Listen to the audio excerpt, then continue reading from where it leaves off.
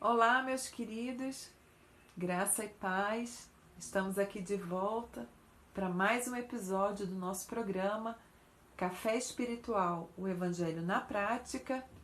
E hoje nós vamos abordar um tema muito importante, que é o Espírito Santo. Então fica aqui comigo.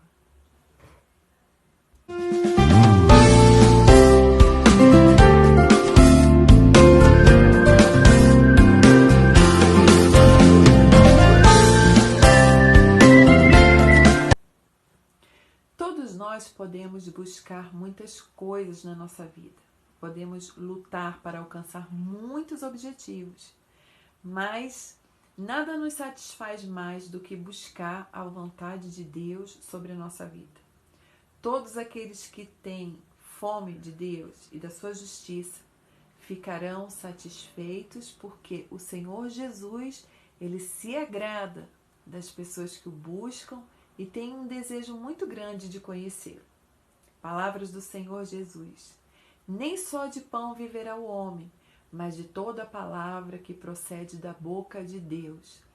Também Jesus declarou: eu sou o pão da vida. Aquele que vem a mim, nunca terá fome. Aquele que crê em mim, nunca terá sede. Falar da importância do Espírito Santo na nossa vida. E eu gostaria de convidar todos os irmãos a abrir a Bíblia no Evangelho de Lucas, no capítulo 24. Nós vamos ler a partir do versículo 49. Então você pode conferir comigo. Diz assim: e eis que sobre vós envio a promessa de meu Pai. Ficai, porém, na cidade de Jerusalém, até que do alto sejais revestidos de poder. E levou-os para fora, até Betânia, e levantando as suas mãos, os abençoou. E aconteceu que, abençoando eles, se partiu, saiu dali, e foi elevado ao céu. E adorando eles, tomaram com grande júbilo para Jerusalém, e estavam sempre no templo, louvando e bendizendo a Deus. Amém. Isso está escrito no Evangelho de Lucas, no capítulo 24, do versículo 49 ao 53. E nós vemos aqui nessa passagem Jesus falando aos seus discípulos que logo ele iria ser elevado aos céus. E eu pergunto para você neste momento que me ouve: se você soubesse que no dia de amanhã você fosse morrer, qual seria a sua última preocupação com aqueles que você ama? Qual o conselho que você daria? O que você iria insistir mais de falar para essas pessoas?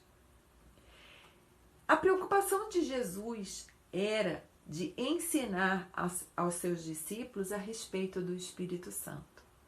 Jesus teve que ensinar a eles muito sobre o Espírito Santo, porque eles não queriam saber do Espírito Santo. Eles esperavam só o Messias. Jesus veio, para revelar ao homem quem era o seu Pai e remir o homem e Deus. Um exemplo que você pode tirar disso daí é, por exemplo, você pode comprar um carro, você pode escolher o melhor carro, você pode pagar caríssimo por ele, mas se você não usar esse carro, ele vai ficar lá jogado, ele não vai servir para nada. Isso é um exemplo. Jesus veio aqui, pagou um preço muito caro por todos nós. Mas o que vai adiantar ele ter pagado um preço muito caro por você, por mim, se você não fizer nada por Jesus? Você vai ser como aquele sal insípido, que para nada presta, senão para ser pisado pelos homens. Jesus veio e pagou um alto preço por nós. O Santo, ele vem para tomarmos e aplicarmos em nós um selo. O selo é como uma última etapa de uma compra. Quando você tem o selo do Espírito Santo, você se torna propriedade do Pai. Jesus, ele pagou um preço muito alto, mas por cada um de nós, mas nós só nos tornamos filhos herdeiros do reino de Deus quando o Espírito Santo, ele sela a nossa vida com a sua presença. O que acontece com a nossa salvação é que tudo já foi pago lá na cruz. Jesus já pagou um preço por nós, mas o Espírito Santo é quem nos sela e declara que nós somos filhos do Deus Pai. Eu convido você a ler comigo Efésios 1, no capítulo Efésios 1, capítulo 1, no versículo 13 ao 14, que diz assim: Também vós estáis, depois que ouvistes a palavra da verdade, o evangelho da vossa salvação, e tendo nele também crido, foste selado com o Espírito Santo da promessa, o qual é o penhor da nossa herança para a redenção da possessão adquirida para louvor da sua glória. Tinham a palavra, mas não tinham o Espírito Santo. Você vê que durante 3 anos e meio na escola de Jesus, aqueles discípulos aprenderam muito com Cristo. Mas quando Jesus Cristo os abençoa, quando Jesus fala para eles irem para Jerusalém, quando ele é levado ao céu, como revela em Atos dos Apóstolos, que conta toda a história, os discípulos ficaram olhando o que eles nunca tinham visto. Foi preciso que viesse 2 anjos para avisar para eles que o mesmo Jesus que tinha ido, ele iria voltar. E aí foi quando eles acordaram da situação, mas eles descobriram que não tinham mais a presença de Jesus com eles.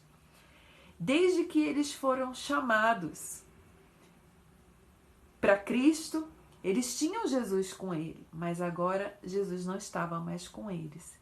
E aí eles se apavoraram. E como eles reagiram? Sem a presença do Espírito Santo. Todos ficaram juntos no mesmo lugar, mas eles tinham muito medo dos judeus, porque havia uma perseguição contra os seguidores de Jesus. E agora, depois da morte de Jesus, a coisa tinha piorado. Mas eles não tinham ainda o Espírito Santo, eles não tinham o poder, ainda o poder não tinha vindo, e Jesus disse para eles, vocês vão receber o poder do Espírito Santo, aí vocês vão testificar de mim. Como o poder ainda não tinha chegado, eles foram se esconder, E aí foram orar. E assim muitos discípulos fazem. Porque não têm a presença do Espírito Santo, anulam a sua própria vida, se escondem. Então eles oraram 1 dia, 2 dias, 3 dias, e o Espírito Santo não vinha. E no dia da festa de Pentecoste, depois de 10 dias, o Espírito Santo ele veio e se derramou sobre a vida de todos que estavam ali. A situação daqueles discípulos era como a situação que fala da passagem das 10 virgens, em Mateus 25.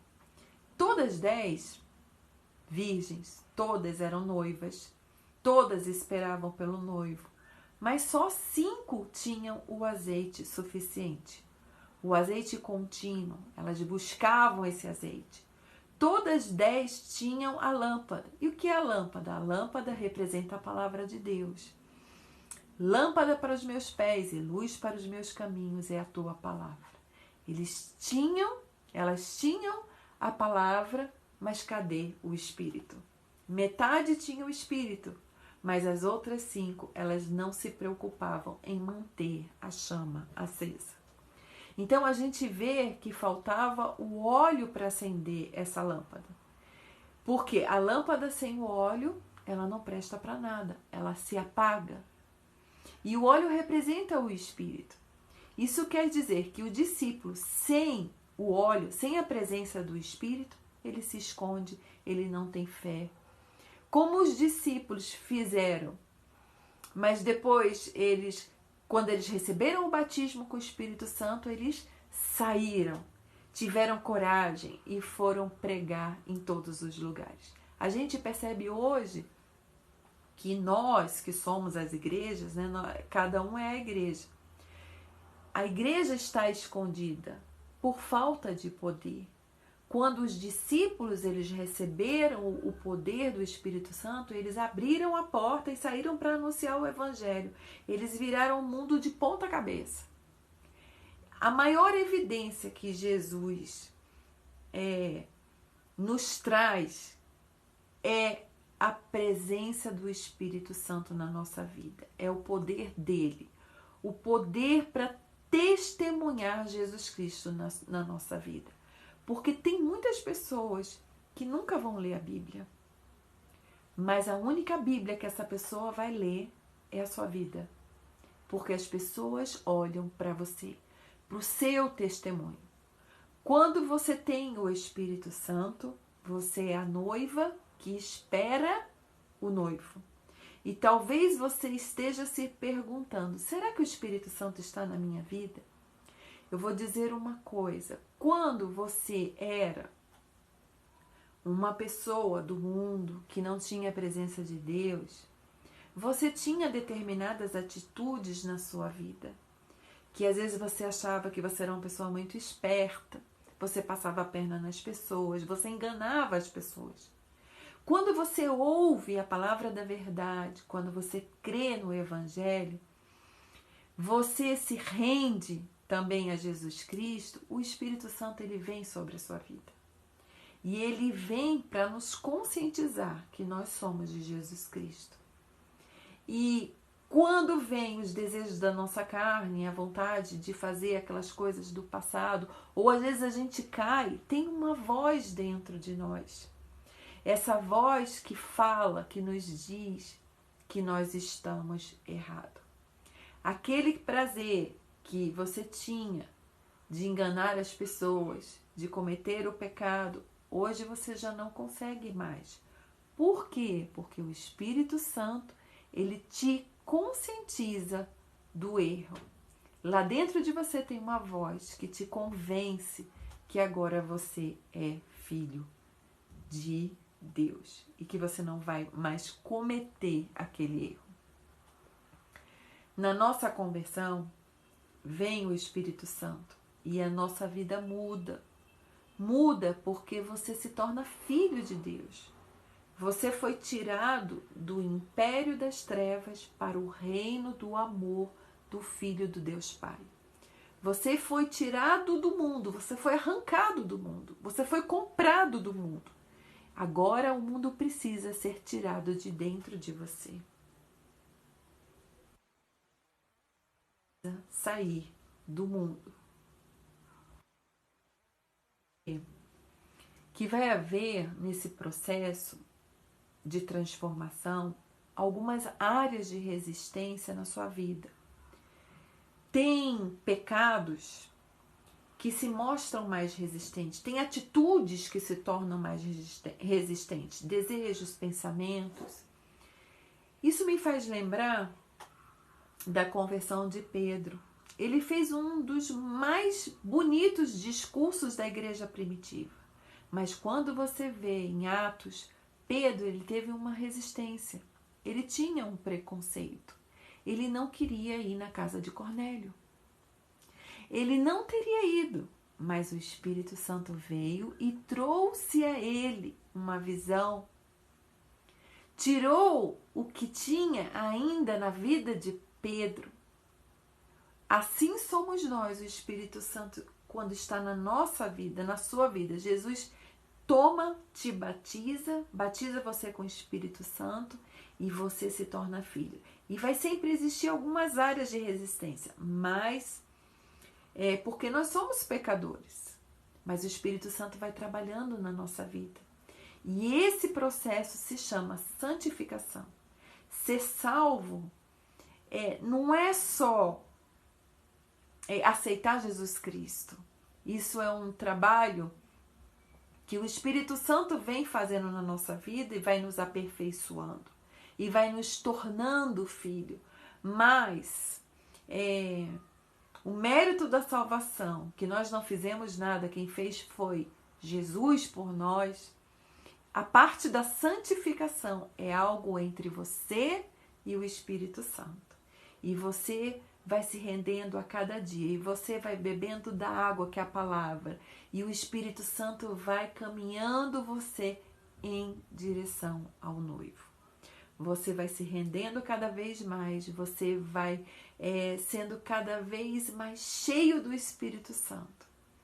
E a gente percebe hoje como que a igreja está diferente ao trabalho do Espírito Santo.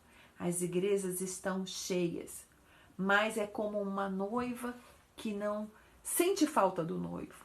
Uma noiva que nem ouve a voz do noivo. Por quê? Porque as pessoas estão desprezando a presença do Espírito Santo. Meus amados, para que todos nós tenhamos o Espírito Santo, Jesus foi rasgado na cruz. E muitos abandonam essa situação. Eu quero dizer para você hoje, desperta para essa vida espiritual.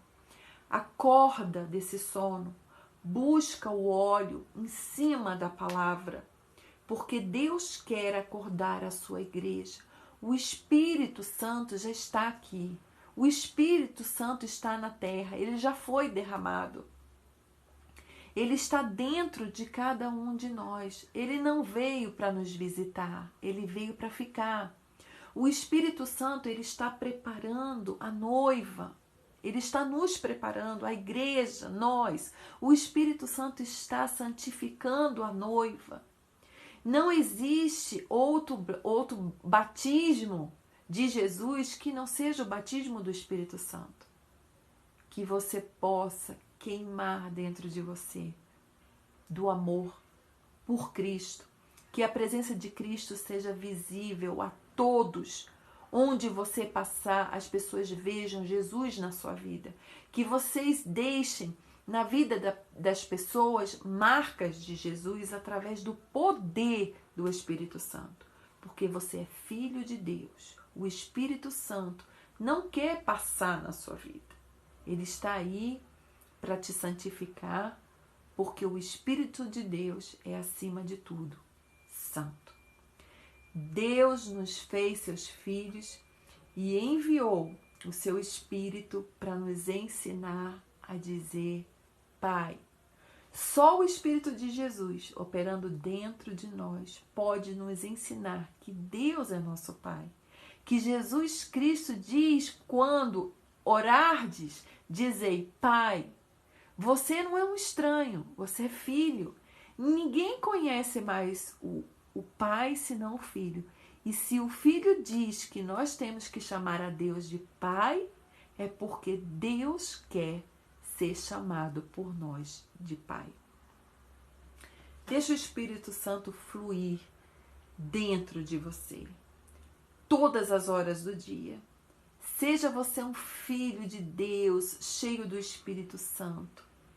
Deixa o Espírito Santo te encher. Esse é um propósito de Deus quando envia o Espírito dele em você. É o desejo do Filho que o Pai seja glorificado através da sua vida. E essa fica a minha mensagem para você. Faça uma escolha. Não é só você dizer que ama Jesus. Quando a gente compra um imóvel, para você entender, a gente paga um preço por aquele imóvel. Mas aquele imóvel só se torna nosso quando o tabelião dá o carimbo, que é o selo da sua escritura.